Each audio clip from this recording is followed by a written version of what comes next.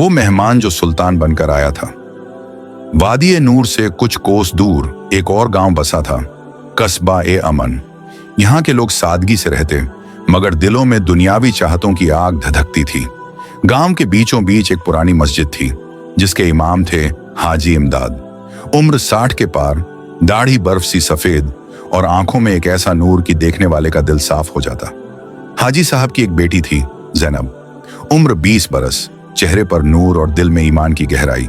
वह हर शाम मस्जिद की सीढ़ियों पर बैठकर कुरान की तिलावत करती और गांव के बच्चों को पढ़ाती।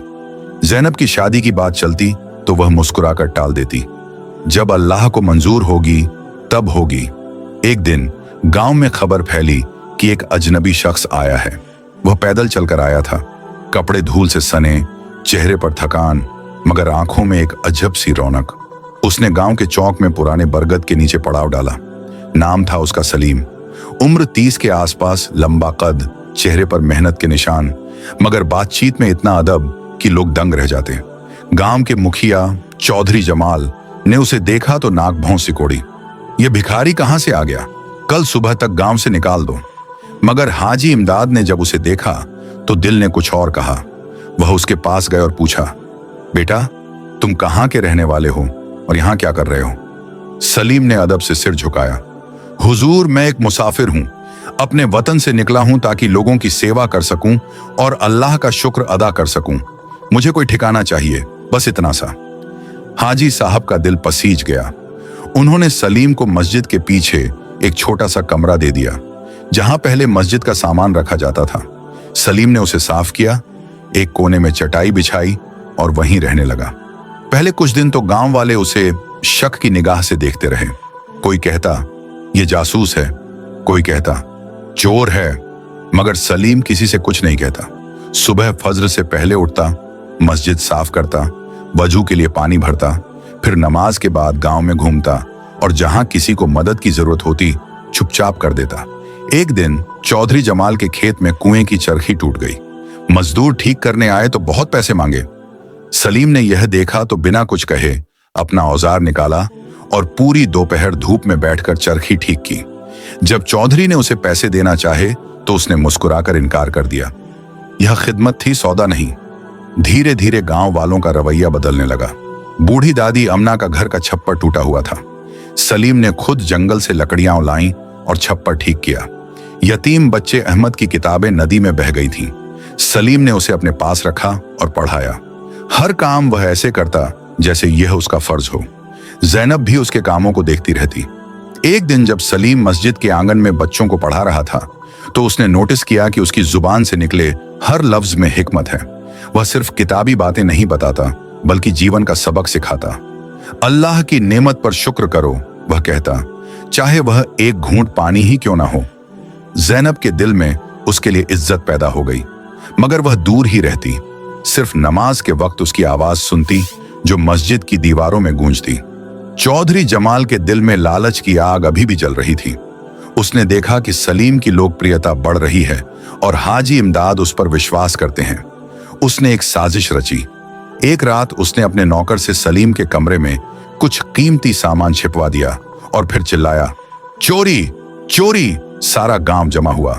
चौधरी ने आरोप लगाया, यह अजनबी हमारी मेहमान नवाजी का फायदा उठा रहा है। मेरे घर से सोने के जेवर गायब हैं और यहीं मिलेंगे। लोग सन्न रह गए। हाजी इमदाद ने कहा, चौधरी, सबूत तो लाओ। नौकरों ने सलीम के कमरे की तलाशी ली और वहां से जेवर निकाले। भीड़ में से कुछ लोग चिल्लाए, इसे गांव से बाहर निकालो। सलीम खामोश खड़ा रहा। उसकी आंखों में दर्द था, मगर शिकायत नहीं। तभी जैनब आगे बढ़ी। उसकी आवाज साफ और दृढ़ थी। रुकिए, क्या किसी ने सलीम भाई को यह जेवर रखते देखा, या सिर्फ तलाशी में मिलने भर से वह दोषी हो गया? चौधरी गरजा। औरत होकर मर्दों के बीच बोलने की हिम्मत। हाजी इमदाद ने हस्तक्षेप किया, इंसाफ की बात करने का हक हर किसी को है। सलीम, तुम्हारा क्या कहना है? सलीम ने पहली बार आंखें उठाईं। मैं कुछ नहीं कहूंगा, मेरा अल्लाह गवाह है, वही मेरा इंसाफ करेगा। उसी रात एक चमत्कार हुआ। चौधरी जमाल का वही नौकर जिसने जेवर रखे थे, बुखार से तपता हुआ हाजी इमदाद के पास पहुंचा। मुझे माफ कर दो हुजूर, चौधरी साहब ने मुझे पैसे देकर यह काम करवाया था। मैंने झूठ बोला। मेरी जान बचाओ, मैं सच बोलता हूं। सुबह होते ही सच्चाई सामने आ गई। गांव वाले शर्मिंदा थे। चौधरी जमाल को गांव की पंचायत ने दंडित किया, मगर सलीम ने उसके लिए दुआ मांगी, अल्लाह उसे माफ करे और सीधी राह दिखाए। इस घटना के बाद सलीम की इज्जत और बढ़ गई। हाजी इमदाद ने उसे मस्जिद का खतीब बना दिया। अब वह जुमे की नमाज में खुतबा देता। उसके खुतबे इतने दिलचस्प होते कि लोग दूर दूर से सुनने आते। एक दिन जुमे की नमाज के बाद एक बूढ़ा व्यक्ति दरवाजे पर खड़ा मिला। कपड़े साधारण, मगर चेहरे पर एक अजीब तेज। उसने सलीम से कहा, मैं तुम्हें ढूंढता हुआ यहां तक आया हूं। सलीम ने उसे पहचान लिया। वह उसका पुराना उस्ताद था, शेख फारूक, जिसने उसे बचपन में पढ़ाया था। शेख ने खुलासा किया, सलीम, तुम्हारा असली नाम सुल्तान है। तुम बादशाह बरकत शाह के बेटे हो। तुम्हारे पिता ने तुम्हें दुनियावी तालीम के साथ साथ दीन की तालीम दिलवाई थी ताकि तुम जनता की हालत समझ सको। अब तुम्हारे पिता बूढ़े हो चुके हैं और तुम्हें वापस बुला रहे हैं। पूरा गांव स्तब्ध रह गया। वह भिखारी, वह मेहमान, वह मजदूर एक शहजादा था। सलीम यानी सुल्तान ने आंखें नम कर लीं। उस्ताद, मैंने यहां इतना कुछ पाया है जो महलों में कभी नहीं मिलता। यहां की मिट्टी, यहां के लोग, यहां का प्यार, ये सब छोड़कर मैं कैसे जाऊं? शेख फारूक ने कहा, तुम्हारा फर्ज है कि तुम जाओ।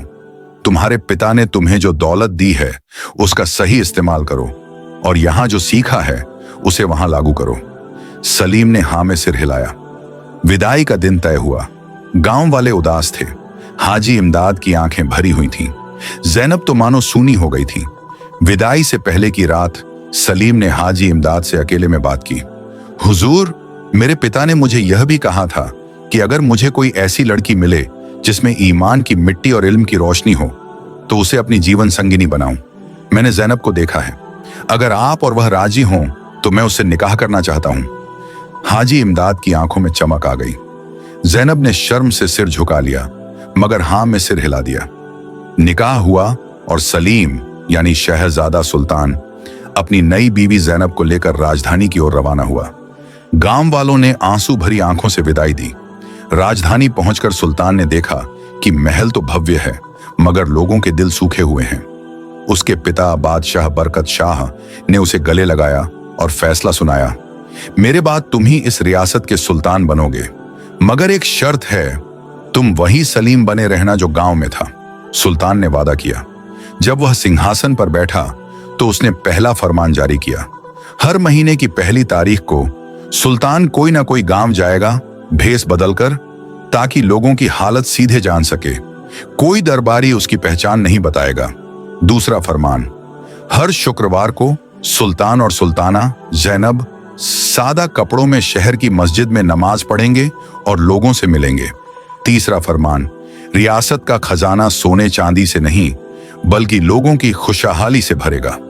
जैनब ने महल में एक स्कूल खोला जहां औरतें और बच्चे पढ़ते। वह खुद उन्हें पढ़ाती। महल की बड़ी बड़ी दावतों की जगह अब गरीबों के लिए लंगर चलने लगे। एक बार सुल्तान भेष बदलकर एक दूर के गांव में गया। वहां के जमींदार ने किसानों पर जुल्म डा रखा था। सुल्तान ने खुद मजदूर बनकर काम किया और सच्चाई जानी। फिर उसने अपनी असली पहचान बताई और जमींदार को सजा दी। खबर फैली तो लोग कहने लगे, हमारा सुल्तान कोई आम बादशाह नहीं, वह तो अल्लाह का वली है। समय बीतता गया। सुल्तान और जैनब की एक बेटी हुई जिसका नाम उन्होंने नूर रखा। पूरी रियासत में अमन चैन था। लोग खुशहाल थे, मगर सुल्तान को हमेशा अपने गांव कस्बा ए अमन की याद आती। एक साल सूखा पड़ा। कस्बा ए अमन के लोग तरसने लगे। सुल्तान को खबर मिली तो वह तुरंत अपने गांव पहुंचा। उसने देखा कि हाजी इमदाद अब बहुत बूढ़े हो चुके हैं, मगर मस्जिद अब भी वैसी ही है। सुल्तान ने गांव के लिए नहर बनवाई, कुएं खुदवाए और अनाज का भंडार खोला। विदाई के वक्त हाजी इमदाद ने उसे गले लगाया और कहा, बेटा, तुमने साबित कर दिया कि असली बादशाह वही होता है जिसका दिल गरीबों के लिए धड़कता है।